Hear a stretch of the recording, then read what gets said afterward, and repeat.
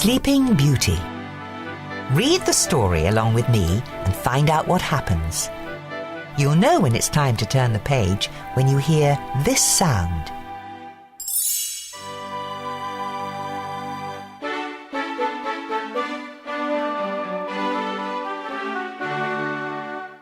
Long ago, there lived a good king named Stephen.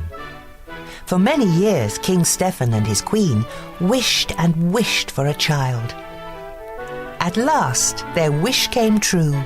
The king and queen named their daughter Aurora.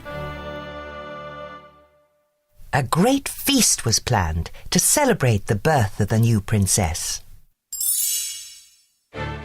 Everyone in the kingdom came to the feast. King Hubert arrived with his son, Prince Philip. The two kings decided that one day Philip and Aurora would marry. That way our kingdoms will always be united, King Hubert told his son. 3 good fairies came to the feast. Each had a special gift for the princess. Flora waved her wand. I give you the gift of beauty. My gift shall be the gift of song, said Fauna. And my gift, began Merryweather. Suddenly, a blast of wind blew open the castle doors. A bright flame filled the room. Then the wicked fairy, Maleficent, appeared from the flame. You did not invite me to the feast, King Stephen, but I too have a gift for the princess. Maleficent pointed at the cradle. Before the sun sets on her 16th birthday, the princess will prick her finger on the spindle of a spinning wheel, and she will die. Seize that creature, shouted the king. But Maleficent disappeared in a cloud of smoke. Luckily, Merryweather still had her magical gift to give. The good fairy could not undo the evil spell, but she could soften it. Merryweather waved her wand. Sweet Aurora, she said, not in death, but just in sleep, the fateful prophecy you'll keep. From this slumber you shall wake, when true love's kiss the spell shall break. King Stephen had all the spinning wheels in the kingdom burned. If there are no spinning wheels, he told the queen, our daughter will be safe from harm. The 3 fairies knew Aurora still wasn't safe. Flora had an idea. The fairies would secretly raise the princess themselves in a cottage in the woods. And no magic, Flora told the others. Then Maleficent will never be able to find us. The fairies explained their plan to the king and queen. Reluctantly, the king and queen agreed.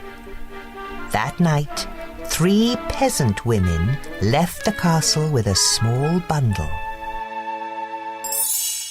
The 3 women arrived at a cottage nestled deep in the forest. We must never call her Princess Aurora, Flora told the others. Her new name is Briar Rose. 16 happy years passed. Briar Rose grew into a lovely young woman. She did not know she was a princess, and she had never heard of the evil fairy. But Maleficent had not forgotten the princess. For years her soldiers had searched the kingdom. At last, they gave up. We checked every cradle, they told Maleficent. Fools, she shouted. You've been looking for a baby all these years.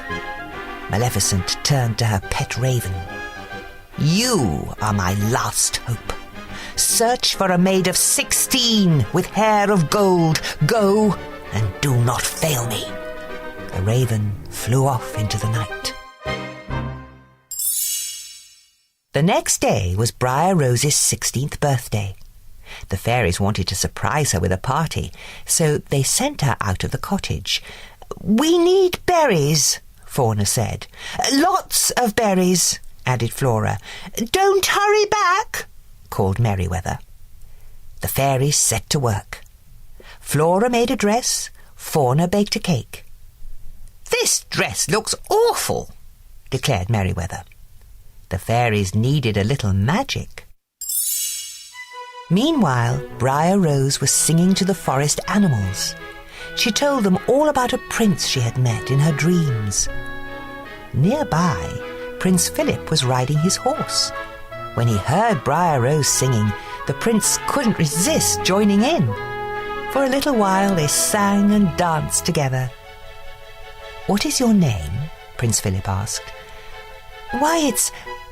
Just then, Briar Rose remembered that she was not allowed to talk to strangers. I have to go, she said quickly. When will I see you again? Asked the prince. He'd already fallen in love with Briar Rose. Tonight. I live in the cottage in the glen, she called as she hurried away. Back at the cottage, Fauna had fetched their magic wands.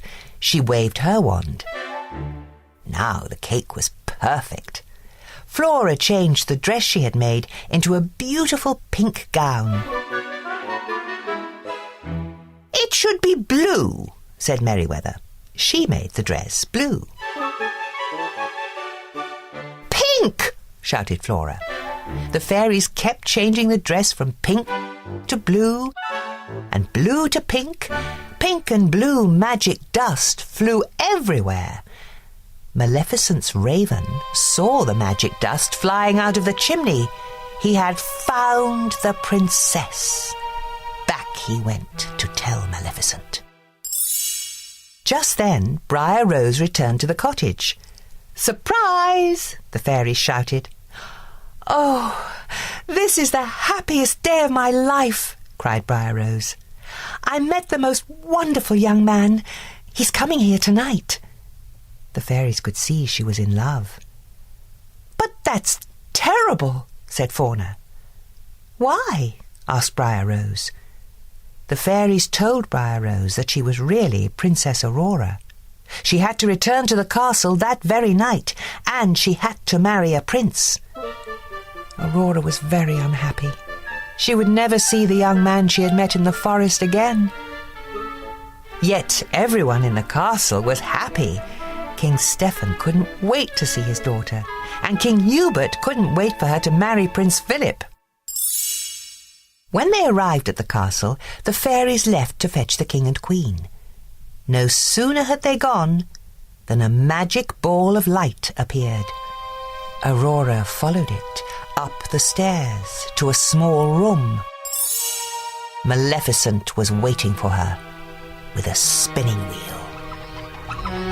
Aurora had never seen a spinning wheel before. She reached for the spindle. Touch it, Maleficent hissed.